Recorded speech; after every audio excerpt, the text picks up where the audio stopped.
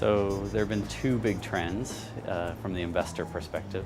So yeah, 10, 15 years ago, most of the pressure on companies was coming from the society side, from environmental or advocacy groups.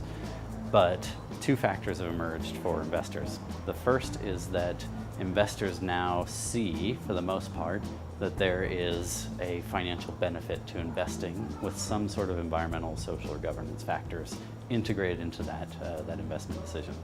And if you look across statistically, investors have a 90% chance of either making money or not losing any money, compared to only 10% on losing, actually a negative correlation.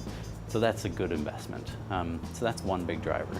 And the second big driver is that a lot of the big publicly traded stock losses over the last several years have been as a result of a large ESG risk that manifested itself.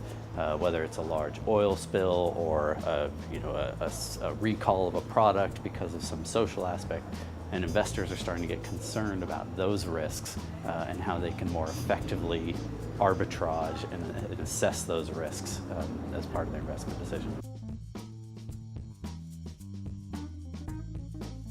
In very high-level summary, there are lots of trends, but some of the ones that I think are key today.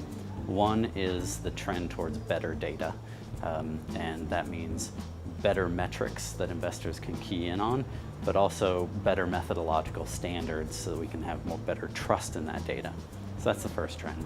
The second trend is what I call financial normalization or valuation of ESG aspects. So we can either monetize environmental, social, governance risks, or we can apply discount factors based on those risks to companies. And investors are more and more interested in those kinds of valuations. A third big trend is around materiality and how we compare risks within the sustainability world versus the financial reporting world. And then the last really big trend right now is the number of regulations that are coming out around financial disclosures of ESG risks. There's the reporting exchange from the WBCSD just emerged, and it shows 1,700 plus regulations in the world around ESG disclosure and financial reports. It's an enormous amount of momentum in that space.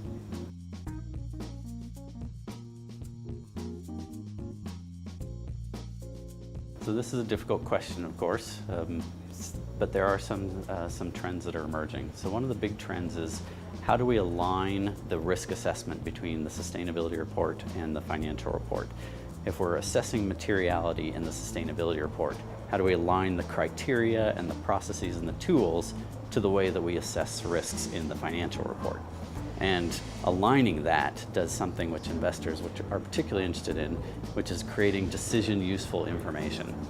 So as an investor, it's one thing to tell me that you have X tons of carbon dioxide, but that doesn't tell me what the risk is, and it doesn't tell me what your strategy to address the risk is. So decision useful information moves from the performance metrics that we have in most of the voluntary reporting guidelines today to a valuation exercise and a risk mitigation strategy. So I would like to understand, if you emit a lot of carbon dioxide, what specifically does that mean in terms of risks to your company? Is it an adaptation risk or a resilient risk or a mitigation risk?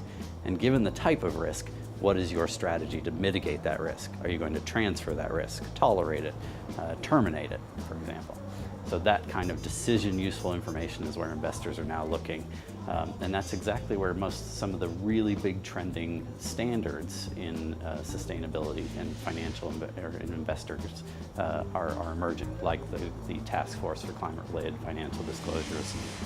They're interested in getting from performance metrics to decision useful risk analyses.